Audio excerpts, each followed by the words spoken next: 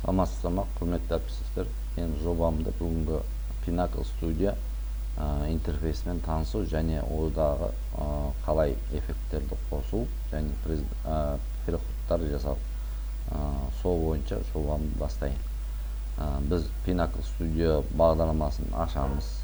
Менде қазір Pinnacle Studio ашылып тұр. Өзі 3 пункттан тұрады: организовать, редактировать, создать DVD. Бізде основном пайдаланатын редактирование. Ол редактированиенің ішінде бізде мынау белгішені басатын болсақ, папканың суреті бар. Осы жерде бізде керек, өзімізге керек, қай жерде файлдарымыз, нелеріміз тұрған болса, сол жерде таңдауға болады. Мен жоба видео деп сақтап қойғам. Осы жерде бізде суреттерді бәрін ерекшелеп не қылатын болсақ, осы жерде бізде открыть басатын болсақ, біздің видео редакторымызда бағанағы суреттеріміз түседі. Осы жерде біз мынау суреттерді ерекшелеп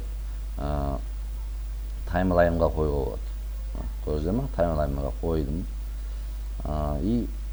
Қалған суреттерді қоямыз. Бұл жерде бізде бағанағы нелер тұрды. Енді бұны біз қазір айналдырып көрейік. Бұл әшейін біздің суреттеріміз әлі монтаждалған жоқ, бірақ таймлайнда тұр. Енді болған біз не істейміз? Титр қосамыз. Титр деген бізде навигатор деген бөлімше бар. Осы жерде бізде эффекты, переходы, звуковые эффекты, фильмы, саундтрек, титры, меню диски.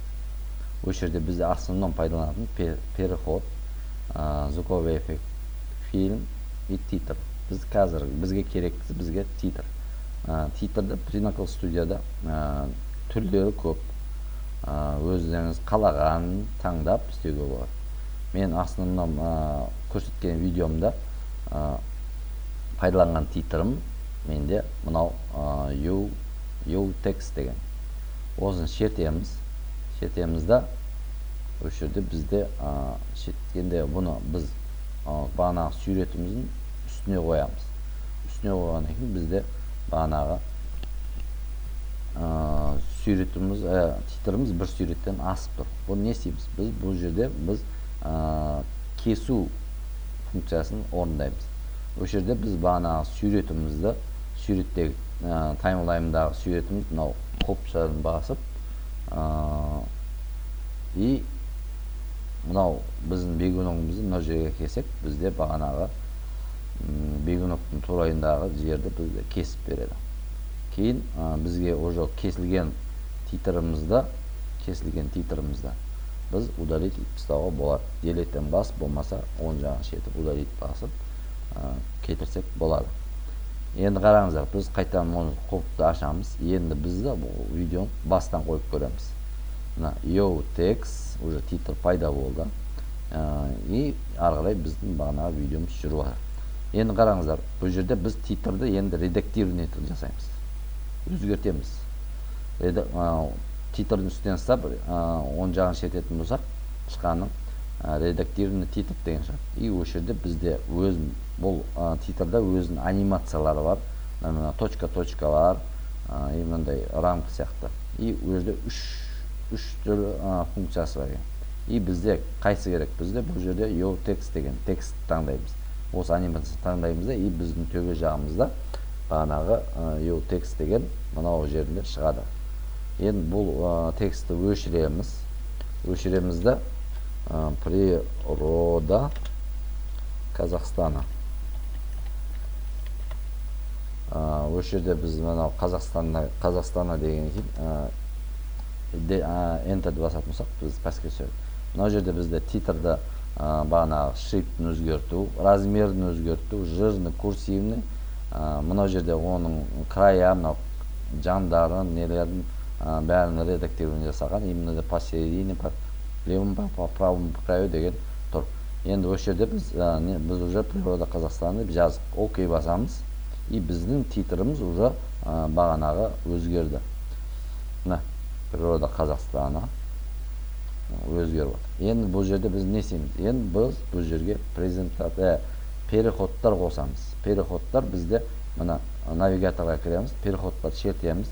И осы жерде бізде қалаған переходтың түрі көп. Pinnacle 19'ның переходтардың түрі 1000 сан десек те болады. И осы жерде біз осы переходтарды қоюға болады. Біз мынау переход таңдаймыз, одан кейін мынаусын таңдаймыз. Кейін басқаларын да көруге болады. Например, мынаны таңдауға болады. Бұл өзіңіздің фантазияңызға байланысты. Монтажда основном фантазия жүреді. Монтаж жасайтын адамның фантазиясын және өзінің бағанағы ізденуінің арқасында монтажы жақсы шығады. Переходтарды қойып шығып жатырмын. Мына қараңыздар. Енді бастан қойып көрейік. Біз переходтарды қойып болдық. Мына біздің переходтар уже жұмыс істеп жатыр. Енді бұл жерде біз қайтан бағанағы навигаторға кіреміз и өзіміздің бағанағы основной менюмызға кіреміз и осы жерде біз не істейміз? Біз музыка қоямыз. Музыканы мен арнайы интернеттен музыка тартып алдым. Спокойная музыка деген. И осы жерде мен бұл музыка бізден видеомыздан асып тұр. Не істейміз? Бұл жерде де біз бағанағы қиып алу әдісін пайдаланамыз. Қиып алу әдісінде бізде бағанағы өзіміздің мынау функциямызды пайдаланамыз. Шертеміз и осы жерде керек емесін өшіріп тастауға болады. Енді бастан қойып көреміз. Музыкамыз қойылды.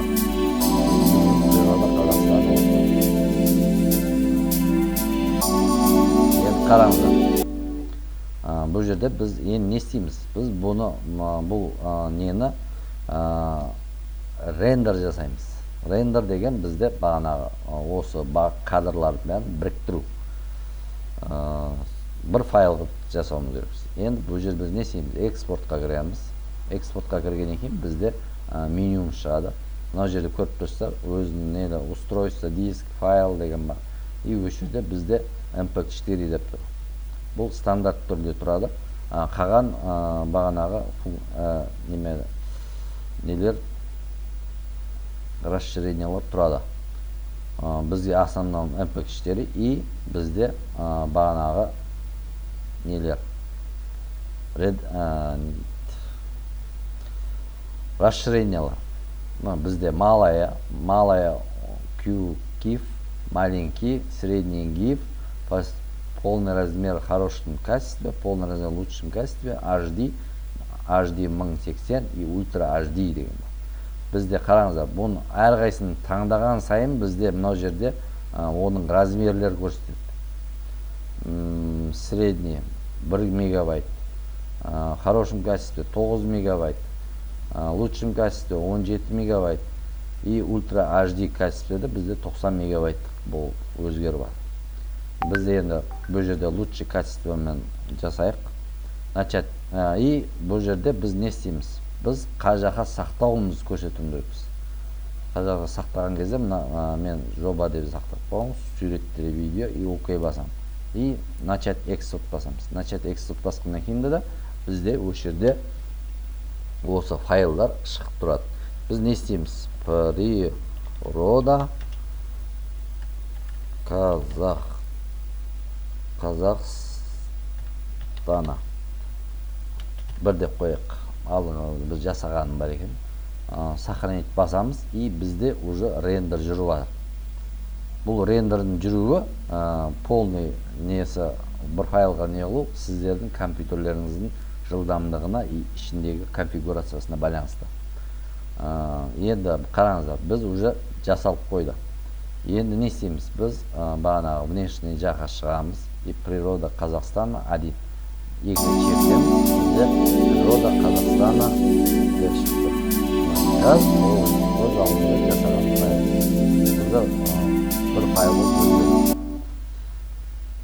Ары қарай біз не істейміз? Бұл жерде біз қараңыздар, мынау біз алдыңғы істегенімізді өшіріп создать файл басамыз и осы жерде бізде сохранить, не сохранить.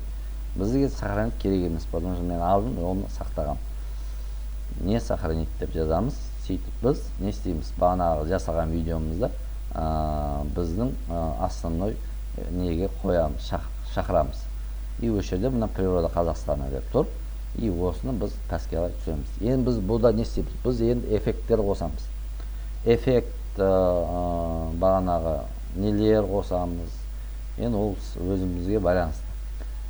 Так, эффект қосу үшін біз не істейміз? Біз мынау файлдың өзін шертеміз, видеоны.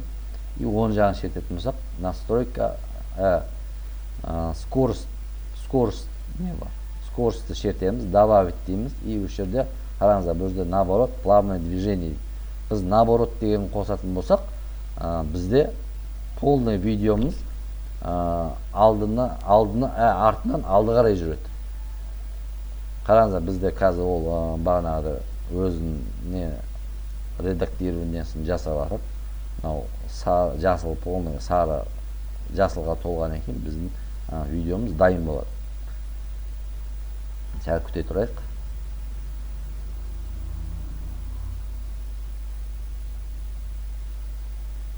Енді бұны бағанағы видеомызды айналдырып көрейік. Мына бізде музыкасы жоқ.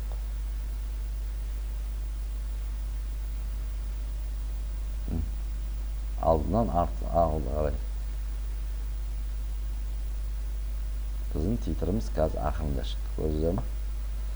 Так, бұны енді біз мынау белгіші арқылы біз бағана біз істеген жұмыстан бәрін артқа қайтаруға болады. И бұл жерде қараңыздар, артқа біз жүргізген кезде біздің видеомыз, даусымыз, музыкамыз шыққан жоқ.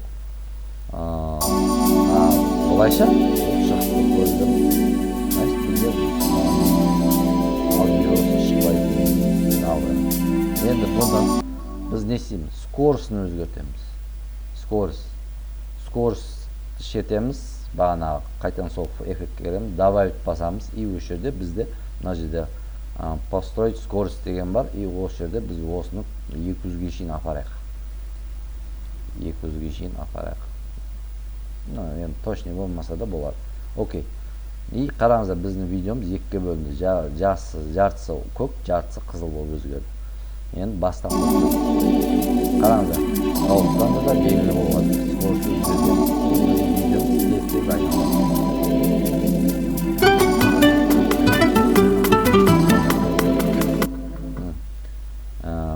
Бұнда да біз қайта жібек. Енді бұл жерде бізде эффект. Открыть редактор эффектов. Енді бұл жерде бізде входящий переход қойға болады. Эффекттермен исправление, расширить регулировка стабилизатор, расширить экрана деген бар. Регулировка эффекті бар. Но ең қызығы бұл жерде мынау эффекті деген жерге кірсек, бізде 2D форматтағы переходтар бар. Камералар бар мына. Цвета, генераторы, художественный, стереоспись, AB11 деген. Генератордың ішінде бізде хрома кеймен жұмыс істейтін эффекттеріміз бар. Хрома кей деген жасыл фондағы түскен видеоларды арқасына фон қойып істеуге болады. Мына қараңыздар, осы жерде мына эффекттер. Әртүрлі цветограммалар бар. Коррекция, автоматический баланс белого, двухцветный изменение. Ол енді ол сіздердің фантазияңызға байланысты. 2D художественный переходы из студия HD дейді, дополнительные компоненты дейді.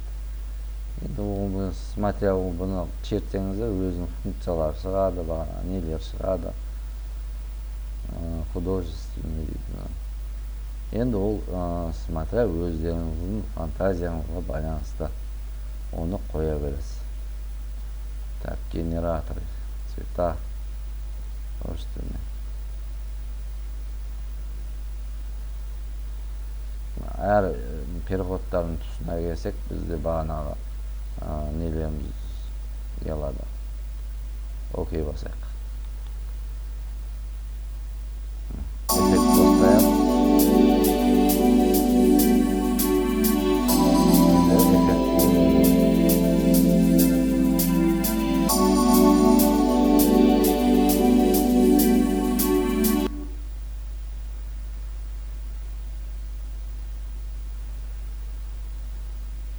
Так, осымен менің жобам